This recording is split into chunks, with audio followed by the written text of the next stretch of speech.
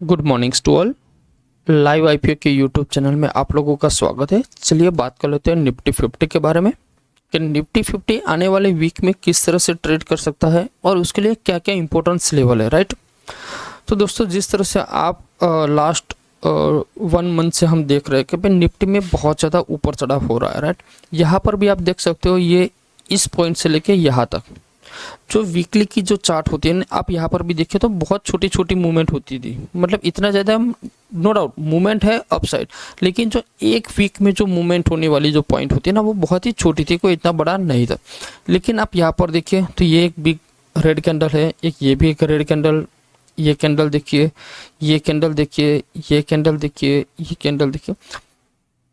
मतलब मूवमेंट जिस भी साइड आती है तो बहुत बड़ी बड़ी मूवमेंट देखिए। यहाँ पर भी पर्टिकुलर हम इस कैंडल की बात करें तो हाई पॉइंट से लेकर लो पॉइंट कितना था। यहाँ पर हाई पॉइंट आप देखिए जो तो 26,000 है, लो पॉइंट आप देखिए तो 25,000, मतलब 1,000 पॉइंट की एक वीक में 1,000 पॉइंट, करेक्ट।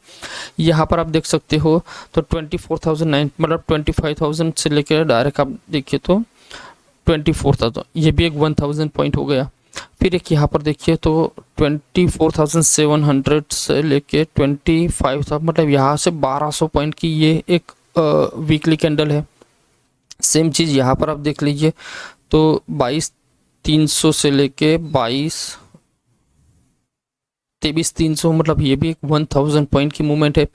फिर जैसे ये गिरा, इसमें भी देख लीजिए 21,700 से डायरेक्ट 22,800, मतलब ये भी एक ऑलरेडी 1,000 से भी ज़्यादा पॉइंट की मूवमेंट। यहाँ पर देखिए तो 23,200 से लेके 23,900, 700 से 800 पॉइंट की निफ्टी में भी मूवमेंट। मतलब एग्जैक्ट हम निफ्टी के जो बिहेवियर हम अगर देखेंगे ना, तो निफ्टी का बिहेवियर इतना ज़्यादा मूवमेंटेबल नहीं होता है, इतना ज़्यादा वॉलेटाइल मार्केट नहीं होता है। फिर भी आप देख सकते हो यहाँ पर बहुत तगड़ा तगड़ा वॉलेटाइल आपको देखने को मिला है। जो लोगों ने इस पर्टिकुलर कैप्चर में सही डायरेक्शन अगर पकड़ लिया तो उन्होंने बहुत अच्छा प्रॉफिट लिया होगा। लेकिन अगर बाय चांस उनका डायरेक्शन प्रॉपर नहीं हुआ या कोई और सिचुएशन में फंस गए तो पर्टिकुलर ये जो रीजन है ना, बहुत बहुत बहुत पेन वाला सिचुएशन है। यहाँ पर बहुत तगड़ा लॉस भी लोगों ने लिया होगा पर्टिकुलर इस रीजन में, क्योंकि निफ्टी का, हाँ बैंक निफ्टी अगर हम डिस्कशन करेंगे तो बैंक निफ्टी में वॉलेटाइल हो सकता है, लेकिन निफ्टी में इतना ज़्यादा वॉलेटाइल होना इट्स वेरी डिफिकल्ट। अब चलिए मेन पॉइंट पर डिस्कशन करते हैं। जब भी हम मार्केट जब गिर रहा था तब भी मैंने आपको बताया था कि जो लोग इन्वेस्टमेंट करना चाहते तो इन्वेस्टमेंट के लिए मैंने पॉइंट बताया था 20, 40 एंड 40।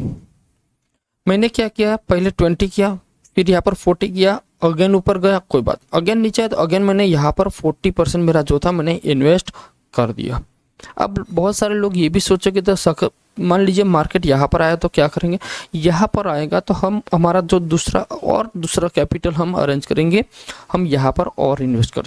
कैसे, मान लीजिए मैंने पहले ही सोचा कि भाई मुझे मार्केट में 1 लाख रुपीज़ इन्वेस्ट करने, ठीक है। अभी मेरे पास 1 लाख रुपीज़ इनफ है फॉर इन्वेस्टमेंट के लिए, तो मैंने ऑलरेडी 20,000 यहाँ पर इन्वेस्ट कर लिया, 40,000 यहाँ पर इन्वेस्ट कर लिया, करेक्ट। फिर मार्केट ऊपर गया, फिर मार्केट नीचे आया तो मैंने और 40% यहाँ पर इन्वेस्ट कर दिया, मतलब मोटा मोटा मेरा 1 लाख रुपीज़ यहाँ पर इन्वेस्ट हो चुका। अब बाई चांस मार्केट यहाँ से और गिर के यहाँ पर आती है तो और मैं यहाँ पर 20 to 40% में बफर जो मेरा दूसरा जो कैपिटल होगा वो मैं यहाँ पर इन्वेस्टमेंट करने की सोच सकता हूँ, करेक्ट। लेकिन अभी वो परसेंटेज आया, मतलब अभी वो लेवल आया नहीं है, क्योंकि यहाँ पर मैंने इस पॉइंट पर भी मैंने यहाँ पर भी इन्वेस्ट किया, यहाँ पर भी इन्वेस्ट किया, यहाँ पर भी इन्वेस्ट किया, यहाँ पर भी इन्वेस्ट किया। देखो क्यों मैं, अगर मान लीजिए मार्केट अगेन यहाँ पर आता है इस पॉइंट के, तो मैं अगेन इस पॉइंट पर मैं दूसरा कैपिटल भी अरेंज कर यहाँ पर इन्वेस्टमेंट करूँगा, ऐसा नहीं करूँगा, ठीक है। क्यों मैं ये बोल रहा हूँ, क्योंकि जब भी मार्केट यहाँ से ऊपर जाता है और नीचे आ जाता है तो मैं नहीं करूँगा।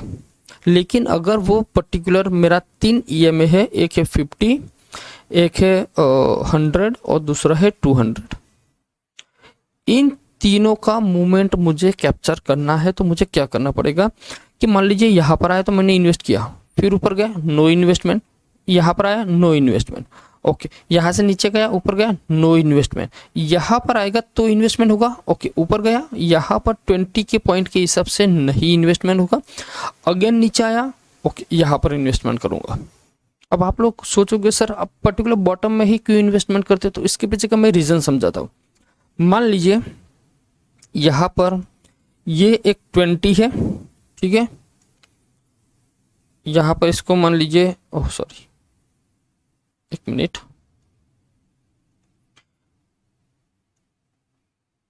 ये आपका 100, चलो ना लाइव चार्ट में ही आपको दिखाता हूँ। मान लीजिए मैंने यहाँ पर 20% इन्वेस्ट किया, मुझे ये नहीं पता था कि यहाँ पर मूवमेंट क्या होने वाली। अब मार्केट ऊपर गया, अगर यहाँ से वो घूम जाता तो यहाँ पर मैं 20% और इन्वेस्ट नहीं करूँगा, ना ही यहाँ पर करूँगा।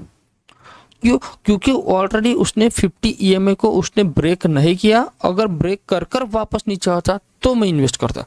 जैसे आप यहाँ पर देखिए, यहाँ पर क्या हुआ, ऊपर गया, एक बार ब्रेक किया, फिर नीचे आया तो मैं इन्वेस्ट करूँगा। यहाँ पर भी आप देख सकते हैं आज ब्रेकआउट हो चुका है, 50 EMA का वीकली के टाइम फ्रेम पर ब्रेकआउट हो चुका है। और अगेन अगर मान लीजिए ये यहाँ पर आता है, कहाँ पर, 100 EMA पर, तो मैं डेफिनेटली इन्वेस्ट करूँगा। लेकिन चलो मान लीजिए ये यहाँ पर नीचे भी आ गया, मैंने यहाँ पर भी इन्वेस्ट कर लिया, फिर यहाँ से ऊपर गया, फिर नीचे आया, फिर 100 पर आया, तो यहाँ पर इन्वेस्ट नहीं होगा। क्यों? क्योंकि ऑलरेडी इसने 50 EMA के ऊपर जाकर वो नहीं आया, इसलिए। अगर वो ऊपर क्रॉस कर लेता फिर नीचे आता तो we will try for the another investment, correct. अब चलिए पर्टिकुलर वीकली के टाइम फ्रेम के हिसाब से हम देखते हैं भाई वीकली में क्या हो सकता है। देखिए जो वीकली में मैंने बोला था कि अगर ये जो कैंडल क्रिएट हो रही थी, अगर इसके नीचे मतलब 100 EMA के नीचे अगर क्लोज हो जाती तो हम पर्टिकुलर बेरिश हो जाते और मार्केट इस लेवल के आसपास जाने के लिए रेडी हो जाता। यहाँ पर भी जब मार्केट पर्टिकुलर गिर रहा था तब भी मैंने बताया था कि निफ्टी में ये लेवल पॉसिबल है जो है 21,800, और लास्ट टू लास्ट ये पॉइंट इसके नीचे नहीं जाएगा। ये जो पर्टिकुलर जो 4 जुलाई या 7 जुलाई के आसपास जब इलेक्शन के रिजल्ट काउंटिंग हो रहे थे ना लोकसभा के, उस टाइम की बात कर रहा हूँ, तो ये हमारा बॉटम है। अब मुझे नहीं लगता कि मार्केट किसी भी हाल में ये 21,800 का लेवल अब ब्रीच करेगा। अगर अब उसने ब्रेकआउट किया तो फिर हमें एक बहुत बड़ी मंदी के ट्रेड में जा सकते हैं, करेक्ट, ओके। अब यहाँ पर देखिए 2 पॉइंट है। एक बार यहाँ पर मार्केट ने टेस्ट किया कौन सा लेवल, 23,800। दूसरी बार यहाँ पर भी टेस्ट किया 23,800। अब तीसरी बार भी यहाँ पर भी ऑलरेडी इसने टेस्ट किया 23,800। सब में मोटा मोटा ये 23,850 के आसपास पॉइंट है, राइट। अब यहाँ पर देखिए, यहाँ पर टच कर मार्केट नीचे आ जाया, टच करके मार्केट नीचे आ गया, लेकिन यहाँ पर ये जो कैंडल बनी है ना, it's a very strong candle, जिसको मैं बोलता हूँ it's a very strong candle. तो हो सकता है अगर मार्केट ये लेवल मतलब यहाँ पर मोटा मोटा मान लीजिए और 100-150 पॉइंट ऐड कर लीजिए, 24,000 के ऊपर अगर मार्केट निकलना स्टार्ट हुआ तो फिर आपको डायरेक्ट 24,200, 24,500 और 24,800 ये सारे लेवल आपको यहाँ पर देखने को मिल सकते हैं।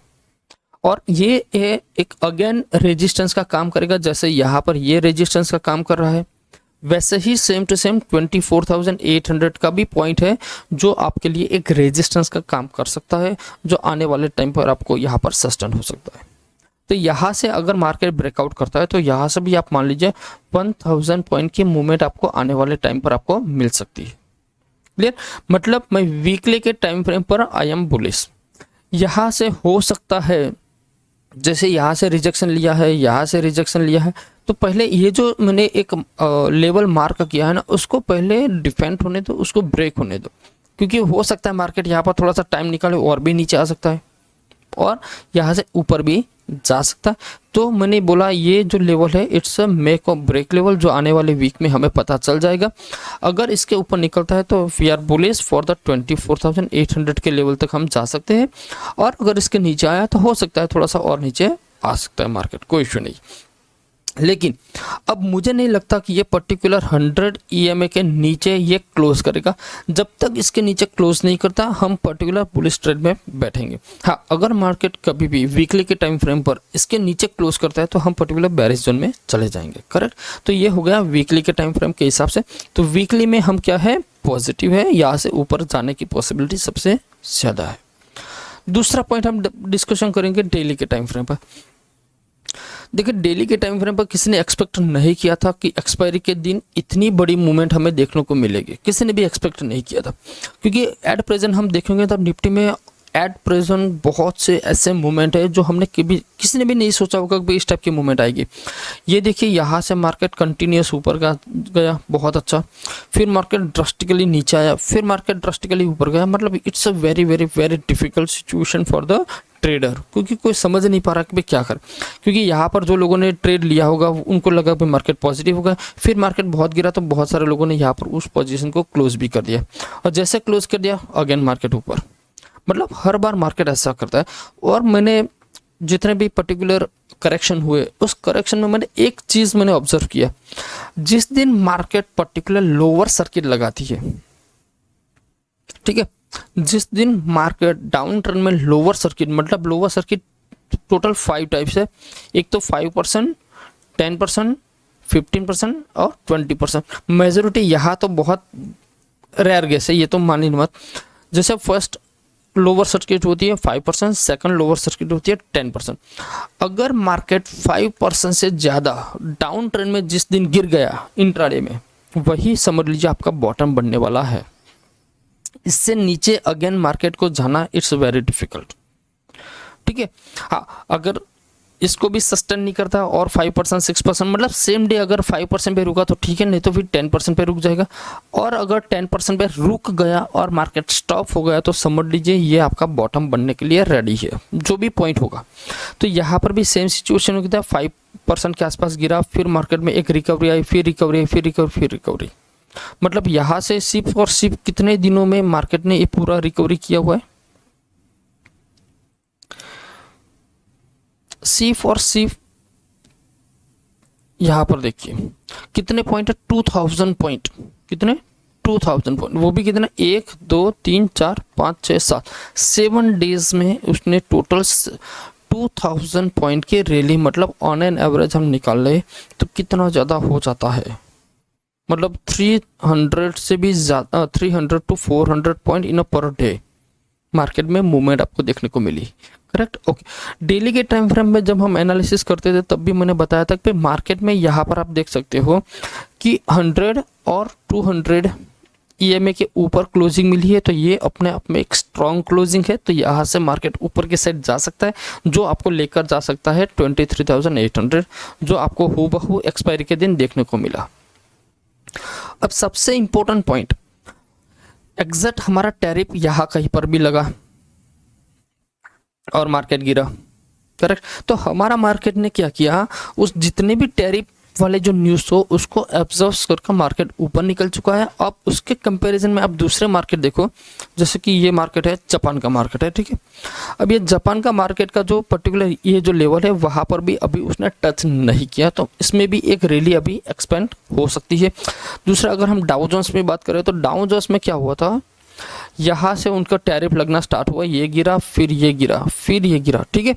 तो मतलब अभी भी डाउ जोन्स की अगर मैं बात करूँ तो डाउ जोन्स यहाँ से ऑलरेडी इतना अभी बढ़ सकता है, तब जाके वो टैरिफ वाला जो लेवल है ना वो आ सकता है। क्योंकि यहाँ से भी हम बात करें तो 4.5% के आसपास है, डाउ जोन्स यहाँ से 4.5% अप हो सकता है। अगर मान लीजिए डाउ जोन्स 4.5% हो सकता है तो हमारा मार्केट भी यहाँ से थोड़ा बहुत ऊपर जा सकता है। मैं ये नहीं बोल रहा हूँ कि इसको कम्प्लीटली कॉपी करता है, क्योंकि हमारा मार्केट यहाँ पर देखिए तो हमारा मार्केट गिरा, ये मतलब डाउ जोन्स गिरा, हमारा मार्केट ऊपर गया। जैसे ये गिर रहा था तो ये मतलब यहाँ पर आप देख सकते हो, यहाँ पर वो बढ़ रहा था, हम गिर रहे थे, अभी वो गिर रहा है, हम बढ़ रहे। मतलब हमारा मार्केट अब प्योरली कंपेयर किसको करता है, रिजल्ट सीजन को। मतलब हमारा मार्केट में अब जितने भी ग्लोबल में हमारे जो हैवी स्टॉक है, जैसे रिलायंस हो गया, HDFC बैंक हो गया, ICICI बैंक हो गया, एक्सिस बैंक हो गया, SBI हो गया, L&T हो गया, TCS हो गया, ये जितने भी कंपनीज है, बड़ी बड़ी कंपनियां, उनका जो रिजल्ट सीजन अभी स्टार्ट हुआ है, उनके रिजल्ट, उनके कमेंट्री क्या बोलती है उसके ऊपर मार्केट डिपेंड कर सकता है।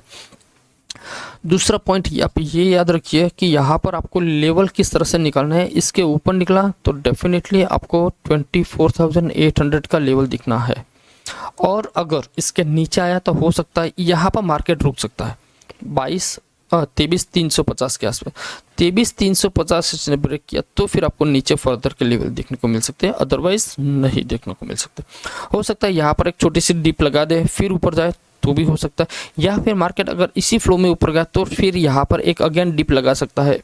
जैसे मान लीजिए 24,800 को टच किया तो उसके बाद अगेन मार्केट एक बार रिटेस्ट करेगा 23,850 के आसपास और फिर मार्केट एक बार ऊपर जाने के लिए ट्राई कर सकता है। ठीक है, ओके। अब इंट्राडे के अंदर बात कर ले, इंट्राडे में हम किस तरह से ट्रेड कर सकते हैं।